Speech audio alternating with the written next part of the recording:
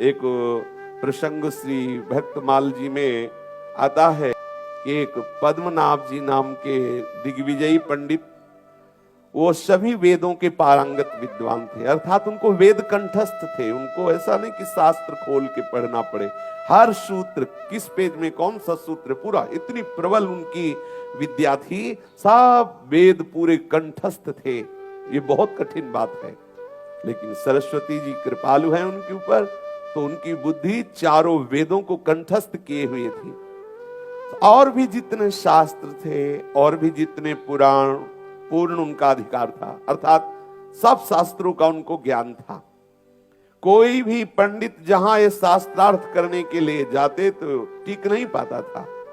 जब ये शास्त्रार्थ के लिए चलते थे श्री पद्मनाभ जी, तो बैलगाड़ियों में शास्त्र लादे हुए होते थे। ऐसे कई बैलगाड़ियों में पुराण वेद ये सब ऐसे ग्रंथ रखे, क्योंकि शास्त्रार्थ में होता है कहां लिखा है, तो उस ग्रंथ को निकालो दिखाओ इनको, इतना उनको ज्ञान था।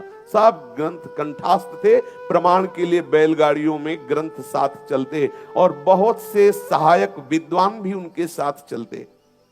इनके पांडित्य की धूम मची हुई थी, कोई भी इनके शास्त्रार्थ में सामने टिकता नहीं था।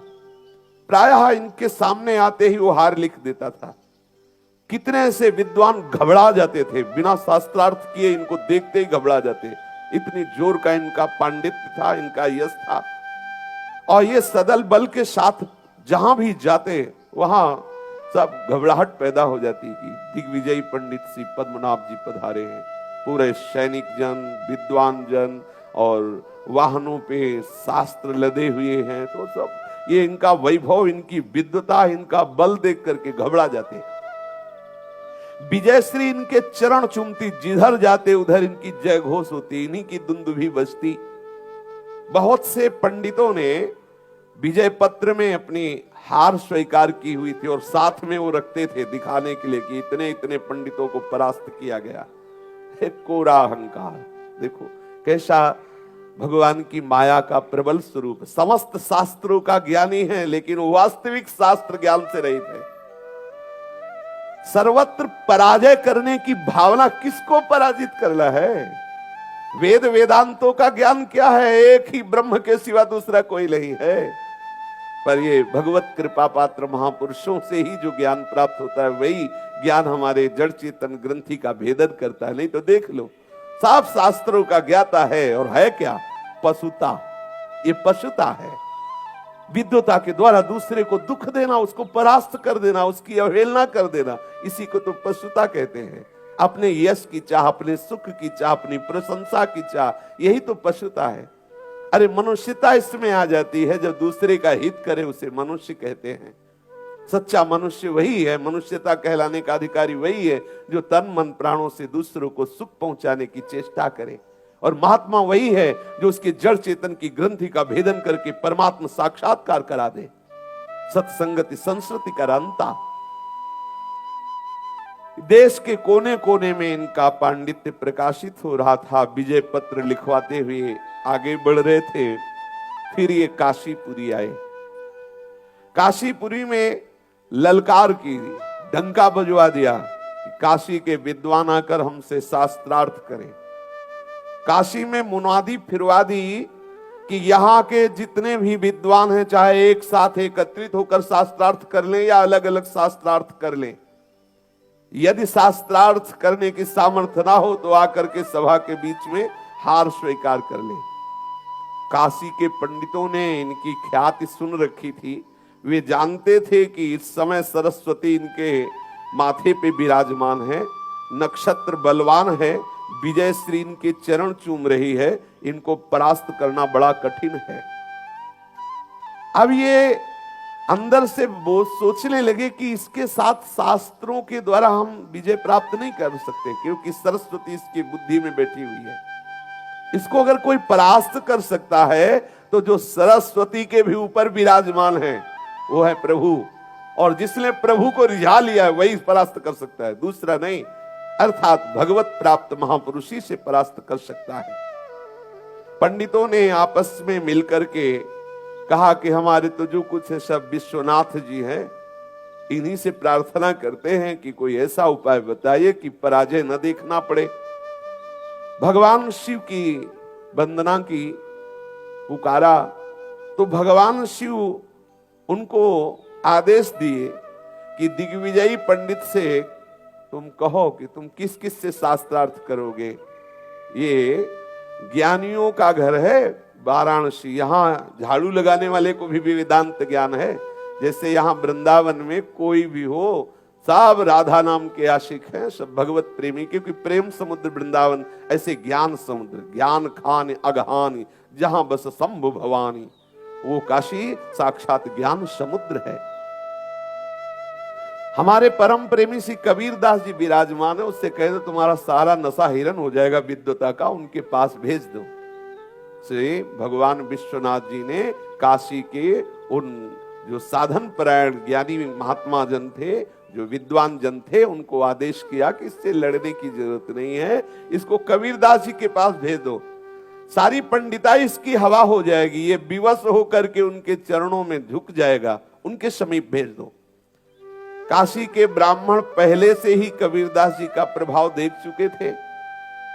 भगवान शिव की आज्ञा होने पर सबका हृदय आनंदित हो गया कि बच गए, क्योंकि सब मर्यादित प्रतिष्ठित वाराणसी के विद्वान, और वो हार लिख दे तो दूसरी जगह जाके ये बताएगा कि काशी के विद्वान हार गए, मतलब काशी हार गई, मतलब भगवान शिव की महिमा की बात है। सबका हृदय आनंदित हो गया कि कबीरदास जी के पास इस विद्वान को भेजा जाए, और उसको बुलाया और कहा देखो यहाँ अनेक अनेक भावनाओं से मगन विद्वान हैं, तुम किस किस से शास्त्रार्थ करोगे। हम सब विद्वानों ने निर्णय किया कि यदि कबीरदास जी हार गए तो पूरी काशी हार गई, फिर तुम्हें किसी से तर्क नहीं करना पड़ेगा, हम सब स्वीकार करते हैं हम सब हार गए। यहां तो एक से एक धुरंधर विद्वान है, आपको सालों लग जाएगा यहां तर्क करने में, और एक क्षण में निर्णय हो जाएगा। कबीरदास जी से हार लिखवा लो, पूरी वाराणसी के विद्वान हार गए, हम सब स्वीकार करते हैं। अब वो तो बहुत प्रसन्न हुआ, उनका आप बुलाओ कबीरदास जी को, हमसे शास्त्रार्थ करें। बोले ऐसे वो पंडित नहीं कि तुम्हारे बुलाने पे आ जाए, अगर तुम्हें शास्त्रार्थ करना है तो वहां जाओ, प्रार्थना करो, उनके चरण पकड़ो, अगर वो तुमसे बात कर ले तो तुम्हारे भाग्य हैं। वो ऐसे विद्वान थोड़े कि तुम ललकारो और चले आवे। आप कबीरदास जी के पास जाकर के उनसे तर्क कीजिए, उनको कोई गरज नहीं तुमसे शास्त्रार्थ करने के लिए, तुम आए हो ना विजय लिखवाने के लिए, तो तुम जाओ वहां। श्री पद्मनाभ जी तैयार हो गए, साथ में काशी के पंडित भी हैं। कबीरदास जी के समीप जाकर काशी के पंडितों ने पहले प्रणाम करके कहा महाराज भगवान महादेव जी ने आज्ञा की है, इस दिग्विजयी पंडित से आपको शास्त्रार्थ करना है। भगवान महादेव जी ने कहा है। कबीरदास जी के अश्रु आ गए, मेरा स्मरण किया महादेव जी ने, मेरी याद की कि कबीर है मेरी नगरी में। ओहो, महादेव जी ने बहुत आनंदित हो गए, मेरे अहो भाग्य धन्य भाग, परम वैष्णवाचार्य भगवान शिव की स्मृति में हम हैं, ऐसा कबीरदास जी के आनंद में मगन हो गए। शिव जी ने मुझे आज्ञा दी है तो वही मेरे हृदय में बैठ के बुलवाएंगे भी, आने दो उसको। कौन है दिग्विजयी? अब काशी के ब्राह्मण निवेदन करके कबीरदास जी से बाहर आए और कहा पद्मनाभ जी से, आइए। पद्मनाभ जी कबीरदास जी के पास गए, साधारण वस्त्र पहने हुए बैठे हुए थे। देखा उसने, लिखा हमको देखते ही हार लिख देगा, बात क्या करेगा। कबीरदास जी बहुत ही दैन्य विनम्र हाथ जोड़ के, जो हुआ है हाथ जोड़ करके ऐसे बैठ गए। उसने कहा शास्त्रों की चर्चा करो। कबीरदास जी ने कहा कि हमें पता ही नहीं है कि शास्त्र किसे कहते हैं, शास्त्रों में क्या लिखा है। बोले काशी के तो विद्वानों ने कहा है कि आपको परास्त कर दे।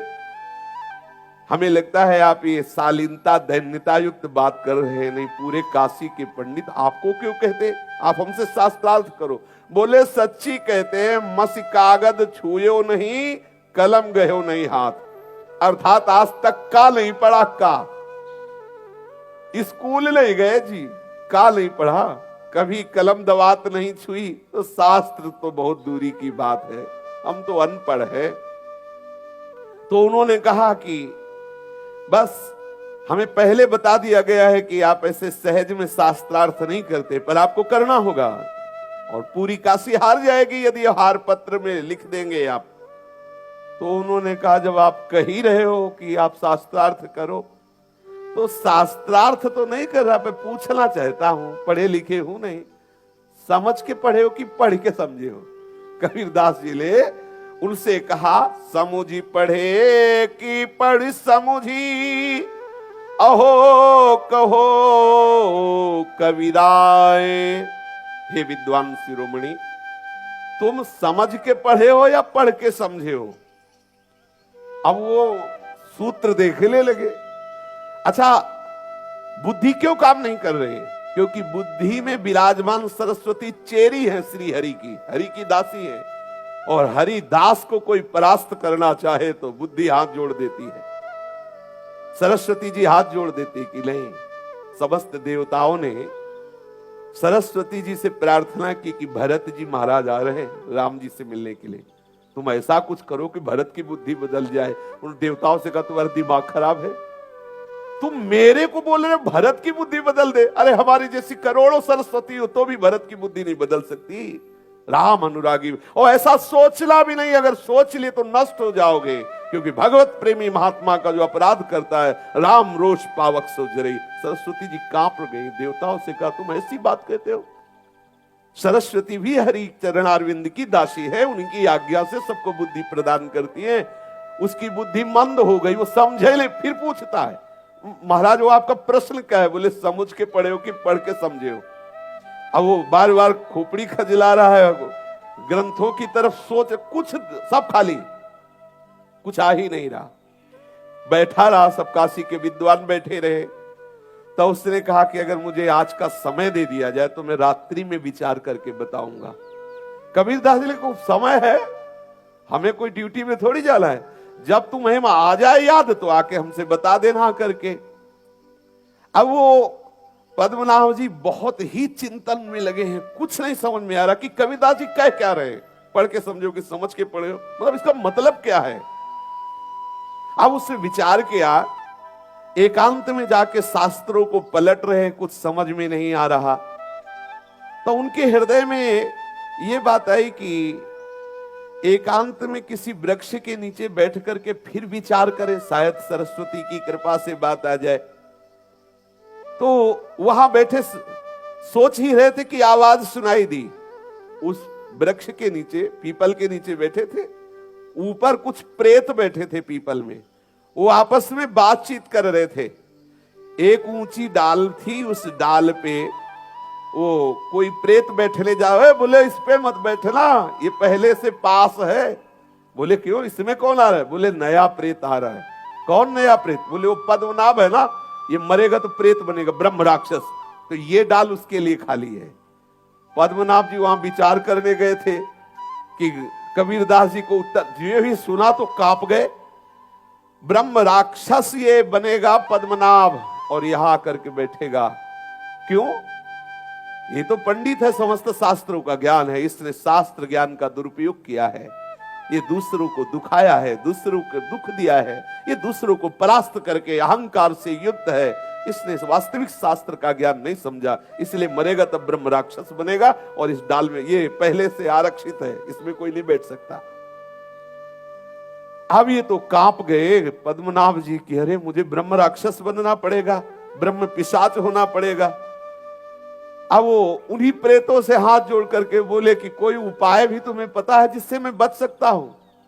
बोले एक ही उपाय है, जिनसे तुम तर्क कर रहे हो वो सिद्ध महापुरुष, भगवत प्राप्त महापुरुष हैं कबीरदास जी, यदि उनकी शरण में चले जाओ तो तुम बच सकते हो, दूसरा कोई उपाय नहीं है।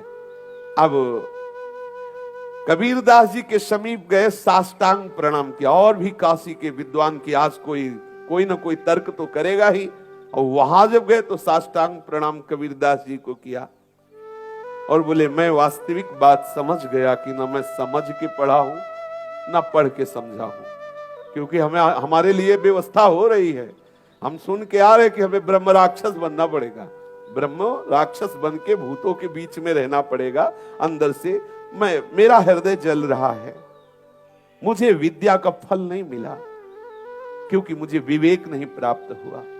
अगर विवेक प्राप्त हुआ होता तो ये मैं तर्क करके दूसरों को दुखी न करता, दूसरों का अपमान न करता।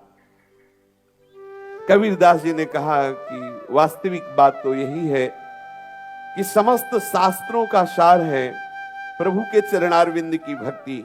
पांडे कौन कुमति तो ही लागी, पांडे कौन कुमति तो ही लागी। तू राम नाम न जपहि अभागी, तू राम नाम न जपहि अभागी। पांडे कौन कुमति तो ही लागी, पांडे कौन कुमति तो ही लागी। वेद पुराण पढ़त अस पाणे, खर चंदन को भारा। राम नाम तत् समझत नाही, अंत पड़े मुख छारा। वेद पुराण पढ़त अस पांडे, खर चंदन को भारा। राम नाम तत् समझत नाही, अंत पड़े मुख छारा। वेद पढ़ा का यह फल पांडे, सब घट देखे रामा। जन्म मरण थे तो तू छूटे, सफल हो ही सब कामा। वेद पढ़ा का यह फल पांडे, सब घटी देखे रामा। जन्म मरण थे तो तू छूटे, सुफल होई सब कामा। जीव बधत अरु धर्म कहत हो, अधर्म कहा है भाई। आपन तो मुनिजन हुए बैठे, काशनी कहो कसाई। जीव बधत अरु धर्म कहत हो, अधर्म कहाँ है भाई। आपन तो मुनिजन हुए बैठे, कासनी कहो कसाई। नारद कहें व्यास यूं भाखे, श्री सुखदेव पूछो जाई। कहे कबीर कुमति तब छूटे, जे रहो राम लव लाई। नारद कहे व्यास यूं भाखे, श्री सुखदेव पूछो जाई। कहे कबीर कुमति तब छूटे, जे रहो राम लव लाई। पांडे पंडित जी, तुम्हारी बुद्धि कैसी कुमति हो गई है। तुम तो भगवान नाम जप नहीं रहे हो और शास्त्रों की विद्वता का अभिमान रखते हो। तो ऐसे ही तो शास्त्र ज्ञान हुआ, जैसे गधे की पीठ में चाहे ईंट लाद दो, चाहे चंदन लाद दो, चाहे वेद लाद दो, उसको बोझा ढोने से मतलब है। ऐसे बुद्धि तुम्हारे वेद का बोझा ढो रही है। वास्तविक ज्ञान तो तुम्हें हुआ नहीं, तुम्हारी बुद्धि शुद्ध नहीं है। समस्त वेदों का कंठस्थ करने वाले की भी बुद्धि कबीरदास जी कह रहे शुद्ध नहीं है। क्योंकि यदि बुद्धि शुद्ध होती तो राम नाम तत्व, प्रभु के नाम में तुम्हारी प्रीति हो जाती। प्रभु के नाम को समझते। तुम्हारे मुख में जो आज धूली है, ये क्या अहंकार की धूली, ये विजयश्री जो हृदय में लिए हुए अहंकार की, ये तुम्हारे मुख धूल धूसरित है। वास्तविक विजयश्री है समस्त अहंकार को मिटाकर भगवदानंद में डूबना, भगवान नाम रटन में डूबना। वेद पढ़ा का यह फल पांडे सब घट देखे रामा। समस्त वेदों के पढ़ने का स्वाध्याय का फल यह है कि चराचर जगत को अपने भगवान का स्वरूप समझे। अहंकार करके दूसरों को पराजित करने वाली बुद्धि कुमति है। जन्म मरण से वही छूटा जो सारे जगत को भगवत स्वरूप मान करके निरंतर नाम रटता रहा, उसका जन्म लेना सफल हो गया। देखो, नाना प्रकार से जीव माया में बंधा हुआ डोल रहा है। मुक्त होने का एकमात्र उपाय इन सिद्ध महापुरुषों ने भगवत शरणागति, भगवान नाम, और उसका स्वरूप रंग यही है कि चराचर जगत मेरे आराध्य देव का स्वरूप है, ऐसा मानकर सबसे अपने राग को खत्म कर एकमात्र प्रभु के नाम में राग करके निरंतर रटे। दूसरों को दुख पहुंचा रहा है, दूसरों को कष्ट दे रहा है, दूसरों के मान का मर्दन कर रहा है, तो कसाई किसे कहते हैं? यही तो कसाईगिरी है। बहुत शास्त्रवेत्ता हो तो क्या, दूसरों को क्षोभ पहुंचाना। हिंसा कई तरह से होती, किसी की जान ले लेना ही केवल हिंसा नहीं है, वचन के द्वारा भी हिंसा होती है। किसी को ऐसा दुख पहुंचा देना कि वो जीवन भर वो वचन तुम्हारा खरकता रहे, उसको दुख देता रहे, ये क्या विद्वता है? ये क्या तो शास्त्रों के ज्ञान का फल है? बड़े बड़े महापुरुष नारद जी, भगवान व्यास जी, श्री सुखदेव जी आदि, ये बड़े बड़े महापुरुष बता रहे हैं कि जीवन का सार है भगवान के नाम से प्रेम हो जाना। पंडित भूले पढ़ी गुनी वेदा, पंडित भूले पढ़ी गुनी वेदा, आप न पावे नाना भेदा, आप न पावे नाना भेदा। संध्या तर्पण अरुषट कर्मा लागी रहे इनके आश्रम मा, गायत्री जुगचारी पढ़ाई पूछो जाई मुक्ति किन पाई। संध्या तर्पण अरुषट कर्मा लागी रहे इनके आश्रम मा, गायत्री जुगचारी पढ़ाई पूछो जाई मुक्ति किन पाई। कर्म का बांध्या जीवरा अहनिस आवे जाई, मनसा देही पाई करी हरि बिसरे तो फिर पछताई। कर्म का बांध्या जीवरा अहनिस आवे जाए, मनीषा देही पाई करी हरि बिसरे तो फिर पछताई। वेदों को पढ़ करके अपने को विद्वान मानने वाला और कर्म कांड आदि नाना प्रकार की संध्या तर्पण आदि, लेकिन प्रभु की भक्ति से विमुख, कोई एक बताओ जो भगवत साक्षात्कार किए हो। कबीरदास जी कह रहे, कोई एक भी बता दे कि वो जीवन मुक्त महापुरुष हो गया इतने करने से, तभी वो जीवन मुक्त होगा जब प्रभु के चरणों के आश्रय को लेकर हृदय में भजन परायण रहेगा, अहंकार रहित होकर भजन करेगा। मन रे जब ते राम कहो, मन रे जब ते राम कहो, पीछे कहिबे को कछु न रहो, पीछे कहिबे को कछु न रहो। का जप जोग तप दाना, जोते राम नाम नहीं जाना। का जप जोग तप दाना, जो ते राम नाम नहीं जाना। यदि जिह्वा से आपने भगवान नाम रटना प्रारंभ कर दिया तो अब कुछ पढ़ना बाकी नहीं रहा। ध्यान दीजिए, सब शास्त्रों का सार यही है, नाम में प्रीति हो जाना। कबीरदास जी महाराज कह रहे, यदि आप और मंत्र जप रहे हो, अनुष्ठान कर रहे हो सकाम भावना से, लेकिन तुम्हारा भगवत प्रीति प्रदान करने वाले नाम में प्रीति नहीं है, प्रभु के चरणों में प्रीति नहीं, किस काम का तुम्हारा जप जोग तीर्थयाटन वेदाध्ययन ये सब किस काम में आया? जो ते राम नाम नहीं जाना। यदि प्रभु के नाम से तुम्हारा परिचय नहीं तो क्या?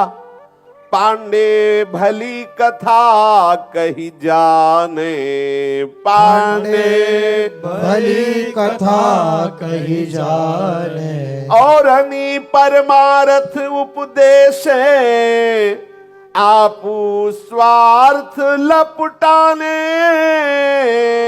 और परमार्थ उपदेश आप स्वार्थ लपटाने। पांडे भली कथा कही जाने। पांडे भली कथा कही जाने। ज्यों दीपक घर करे उजारो, निज तन मन सन ठाने।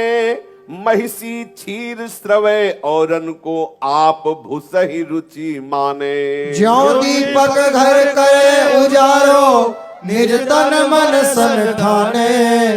महिषी क्षीर स्रवे और निको, आप भूसही रुचि माने। ये देखो महापुरुष है, सार बात बता रहे हैं। बोले पंडित जी बहुत शास्त्रों का तुम्हें ज्ञान है, दूसरों को उपदेश करते हो, खुद स्वार्थ में लिपटे हुए हो, खुद देहाभिमान से भरे हुए हो।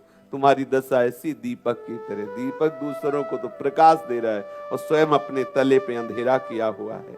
तुम्हारा तन मन सब भोगों में सना हुआ है। बात तुम शास्त्रों की करते हो। जैसे भैंस है ना, वो देती तो दूध है लेकिन स्वयं क्या खाती? भूसा। बोले ठीक तुम्हारी दशा वही है। शास्त्रों का प्रवचन, शास्त्रों की वार्ता करते हो और स्वयं आचरण भूस खाने वाले, अर्थात विषयों में। श्रोता गोता क्यों ना खाए, आचारज फिरे भुलाने। ये कल छल सबकी मति नाठी, समुझत लाभ नहाने। श्रोता गोता क्यों ना खाए, आचारज फिरे भुलाने। यह कल छल सबकी मति नाठी, समुझत लाभ नहाने। हित की कहत लगत अनहित की, रज राजस में शाने। कहत कबीर बिना रघुबीर ही, यही पीर ही को जाने। हित की कहत लगत अनहित की, रज राजस में शाने। कहत कबीर बिना रघुवीर ही, यही पीर ही को जाने। समझ गए कि अभी तक ना हम समझ के पढ़े हैं ना पढ़ के समझे हैं। अगर समझ के पढ़े होते तो जैसे श्री प्रहलाद जी, नारद जी ने समझा दिया गर्भ में ही, फिर उन्होंने शास्त्रों को पढ़ा तो समझ में आया। नारद जी ने समझा दिया सबका सार है श्री हरि भक्ति। आप सब शास्त्र पढ़ने में आ रहे। अगर सब शास्त्रों को पढ़ करके ये बात समझ गए, जैसे श्री सुखदेव जी महाराज पढ़ के समझे। पहले भगवान व्यास देव जी के द्वारा जो उच्चारण कराया हुआ शिष्यों के द्वारा श्लोक, उसको सुना और पढ़ा, तब समझ में आया कि सार बात तो इस रूप माधुरी में डूबना है। या तो समझ के पढ़े तो भगवत चरणारविंद सब कुछ है ये मानकर पढ़ो, आपको कोई फंसा नहीं सकता। और या सब शास्त्रों का सार पढ़ के देख लो, एक ही है प्रभु के चरणारविंद में प्रेम हो जाना। कबीरदास जी ने कहा पद्मनाभ से कि ना तुम समझ के पढ़े हो ना पढ़ के समझे हो, अभी आप बिल्कुल अज्ञानी के अज्ञानी हो, क्योंकि भगवान के चरणों में प्रेम नहीं। सब काशी के विद्वान देख रहे तो बार बार खड़े होते, बार बार साष्टांग दंडवत होते। पद्मनाभ जी चरण पकड़ लिए कबीरदास जी के, कहा महाराज बस आप कृपा करके हमें नाम प्रदान करो, अपने श्री चरणों का आश्रय दे दो, मुझे शिष्य बना लो। कबीरदास जी ने कृपा की और उन्हें मंत्र दीक्षा दी, नाम दी और कहा खूब रटो नाम। अब वहीं रहने लगे। सब जितने भी ग्रंथ थे सब हटा दिए, सब सेवक हटा दीजिए सब, और दैन्य होकर के कबीरदास जी के आश्रम में ही रहने लगे। कबीरदास जी प्रायः इनसे सेवा नहीं लेते थे और सेवक जन श्री अंग सेवी थे, पर इनसे कभी, और ये ललचाते थे कभी सेवा मिले तो, कभी जैसे कोई अवसर मिल गया तो ये स्वयं सेवा में लग जाते कबीरदास जी, पर कभी आज्ञा नहीं करते थे। एक दिन गंगा जल लाना था, देखा कि अवसर है, उन्होंने कमंडल लिया और गंगा जल लाने के लिए, कबीरदास जी की सेवा के लिए गंगा जल लाने के लिए गए तो वहां एक दृश्य देखा। काशी बासी साहू भयो कोढ़ी सो निबाह, कैसे परी गए क्रमी चलो बूढ़ी बे को भीर है। काशी बासी साहू भयो कोढ़ी सो निबाह, कैसे परी गए क्रमी चलो बूढ़ी बे को भीर है। निक से पदम आए, पूछी ढीग जाए कही, गही देह खोलो गुन निहाए गंगा नीर है। निक से पदम आए, पूछी ढीग जाए कही, गही देह खोलो गुण निहाय गंगा नीर है। राम नाम कहे बेर तीन में नवीन होत, भयो ई नवीन कियो भक्ति मति धीर है। राम नाम कहे बेर तीन में नवीन होत, भयो ई नवीन कियो भक्ति मति धीर है। गयो गुरु पास तुम महिमा न जानी अहो, नाम भास काम करे कहियो कबीर है। गयो गुरु पास तुम महिमा न जानी अहो, नाम भास काम करे कहियो कबीर है। पद्मनाभ जी जल पात्र लेकर श्री गंगा जी में जा रहे थे जल लेने के लिए, तो देखा वहां भीड़ लगी हुई है। काशीपुरी में एक सेठ रहता था, उसके कुछ कर्म बिगड़ गए थे तो शरीर गलित कुष्ठ से युक्त था। शरीर में पीव मवाद और कीड़े भी हो गए, इसीलिए बहुत सावधान, कोई ऐसा कर्म न बन जाए जो हमें इस कोटि का दुख देने लगे। कर्म करते समय ध्यान नहीं रहता, प्रमाद स्थिति रहती, लेकिन जब उसका भोग आता है तो बहुत बड़ा रूप लेके आता है। अब आप सोचो, चींटी काटती है तो कैसा लगता है, पूरा शरीर सड़ रहा हो, फिर उसमें कीड़े हो, कैसा भयानक कष्ट होगा उसको। तो उसके शरीर में कीड़े पड़े हुए थे और कोई भी उसके समीप नहीं जाता। परिवार के जितने जन थे सब उससे घृणा करते थे। ये चमड़ी को देख करके ही प्यार होता है, और शरीर स्वस्थ है, आप कमा रहे हो तो संपत्ति को देखकर प्यार होता है। चमड़ी बिगड़ जाए, दमड़ी ना हो, फिर देखो कौन प्यार करता है। फिर तो एक ही प्यार करने वाला है श्री हरि, दूसरा नहीं। इसलिए पहले से ही अंत ही तो ही तजेंगे पामर, तू न तजय अबहि ते। कोई परिवार का उससे बात नहीं करता था। और एक दिन वो निकल के जा रहा था तो एक भंगिनी जो है वो सोहनी लगा रही थी, उसने देखा, उसने कहा है एक कोढ़ी का दर्शन हो गया, हो सकता है दिन भर भूखा ही रहना पड़े। बड़े कठोर वचन बोले। उसने विचार किया कि परिवार में तो कोई प्यार नहीं करता, कोई बात नहीं करता, बाहर निकलो तो लोग ऐसे मुंह में कपड़ा लगा के उपहास करते हुए कि देखो कैसा कुष्ठी है, नीच है, ऐसा देखो। एक भंगिन भी हमें गाली दे रही कि आज इस कोढ़ी का मुंह देख लिया, हो सकता है पूरा दिन भोजन ना मिले। ऐसे शरीर को रख के क्या करें। चलते हैं गंगा जी में आत्महत्या कर लेते हैं। वो शरीर को रस्सी से ऐसे पत्थर से लपेट के कगार में कूदना चाहता था, लोगों ने बचा लिया, लोगों ने रोक लिया। पद्मनाभ जी नजदीक वहां गए और उसे कहा कि तुम शरीर को नष्ट करना चाहते हो, क्यों नष्ट करना चाहते हो? इस कुष्ठ की पीड़ा से तुम्हें पता नहीं भगवान का नाम कितनी सामर्थ्य से युक्त है।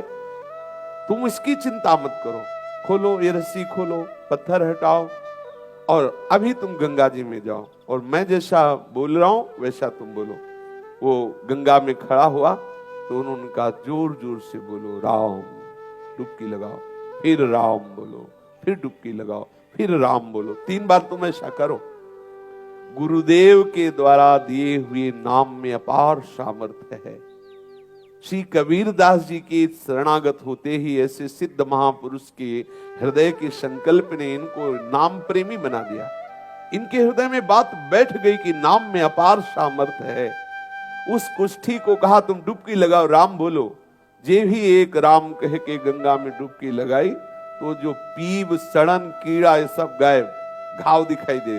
दोबारा राम बोले, डुबकी लगाई, वो घाव खत्म हो गए। तिबारा राम बोल के डुबकी लगाई, एकदम स्वस्थ और चमकता हुआ शरीर। 3 बार नाम के उच्चारण मात्र से न जाने कहां वो गलित, कुष्ठ, दुर्गंध, कीड़े सब खत्म हो गए।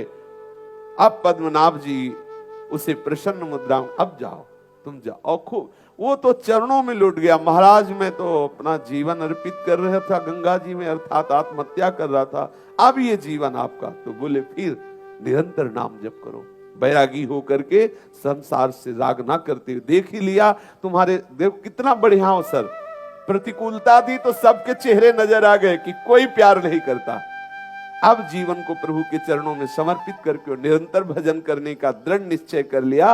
और पद्मनाभ जी बड़े आनंदित हो रहे हैं कि कबीरदास जी को जाके बताएंगे कि गुरुदेव देखो आपके द्वारा दी हुई नाम का प्रताप, 3 बार नाम उच्चारण मात्र से उसका कुष्ठ नष्ट हो गया और वो स्वस्थ हो गया।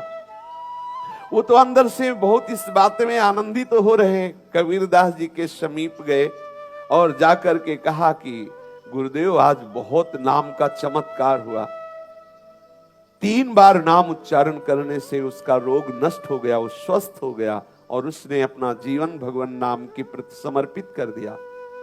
कबीरदास जी नाराज हो गए, कहा 3 बार नाम, ये तो नामाभास से ठीक हो सकता था। नामा राम ऐसे उच्चार, राम पूरा निकालने की जरूरत नहीं थी, नामाभास से ठीक हो सकता था। जैसे कुत्ते को मारने के लिए बबर से छोड़ दे, मच्छर को मारने के लिए ब्रह्मास्त्र छोड़ दे, ऐसे ही तुमने एक साधारण रोग को नष्ट करने के लिए 3 बार नाम का प्रयोग। तुम नाम की महिमा नहीं जानते हो कबीरदास जी ने, ये नामाभास से ठीक हो सकता था। आपको लगेगा कि ये महिमा की बात कर रहे हैं, ऐसी बात नहीं, सच्ची बात मानिए। जो भगवत प्रेमी महात्मा जन हैं वो इस नाम का फल ये नहीं चाहते कि नाशवान शरीर स्वस्थ हो। भगवान नाम में अपार सामर्थ्य है। इस नाम को जप कर इस शरीर से ही राग खत्म हो जाए, प्रभु से अनुराग हो जाए, यही जीवन का सार है। हम एक एक कदम संभाल संभाल के रखें, हमारा कोई भी क्षण प्रभु से विमुख आचरण करने में ना जाए, प्रभु का नाम ना भूल जाए, किसी से तर्क विवाद में ना फंसे। एकमात्र अब जीवन का उद्देश्य हो निरंतर नाम रटते हुए अपने जो आचार्य गुरुजन हमें सिद्धांत बताते हैं उस वैष्णव धर्म के अनुसार जीवन निर्वाह करते हुए हमारी अंतिम यात्रा में हमारे प्रभु हमें मिल जाए। हमारा इस जीवन की शाम होते होते निकुंज में प्रवेश हो जाए, स्वामिनी जी और लाल जी के समीप रहने को मिले, उनकी सेवा मिले, उनकी लीलाओं में डूबे, यही अंदर आकांक्षा करो। खूब नाम जप करो, तर्क विवाद निंदा स्तुति ये सब राधे राधे, सब जो तेरे भावे जो करे भलो बुरो संसार, नारायण तू बैठ के अपनो भवन बुहार, अपने हृदय को पवित्र करके प्रियालाल के बैठने का स्थान बना दो। खूब नाम जप करो, खूब लीला गायन करो, ना किसी की निंदा करो, ना किसी की निंदा सुनो। यहाँ क्या हार जीत, अपना ही प्रीतम स्वरूप, किससे जीत किससे हार, बस अपने को हार जाओ प्रीतम के चरणों में। शेष चर्चा आगे। श्री राधा वल्लभ लाल की जय। जय जय श्यामा, जय जय श्याम, जय जय श्री वृंदावन धाम। जय जय श्यामा, जय जय श्याम, जय जय श्री वृंदावन धाम। पावन राधे तेरा नाम, पावन राधे तेरा नाम, पावन श्री वृंदावन धाम, पावन श्री वृंदावन धाम। जय जय श्यामा, जय जय श्याम, जय जय श्री वृंदावन धाम। जय जय श्यामा, जय जय श्याम, जय जय श्री वृंदावन। श्री राधा राधा राधा राधा